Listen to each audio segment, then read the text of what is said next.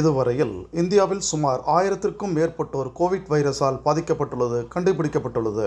இது கடந்த வாரத்தில் 257ஆக இருந்தது என்பது இங்கே குறிப்பிடத்தக்கது.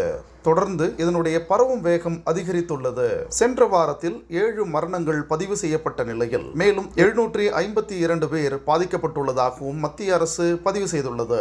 இதில் குறிப்பிடும்படியாக 305 பேர் குணமடைந்து மற்றும் வீட்டிற்கு சென்றுள்ளதாகவும் குறிப்பிடப்பட்டுள்ளது. மேலும் இந்தியாவில் கேரளா, மகாராஷ்டிரா மாநிலங்களில் இதன் தாக்கம் அதிகரித்துள்ளதாகவும் குறிப்பிடப்பட்டுள்ளது. தமிழ்நாட்டில் இதனுடைய வேகம் பரவுவதற்கு அதிக அபாயம் உள்ளதாகவும் கூறப்பட்டுள்ளது.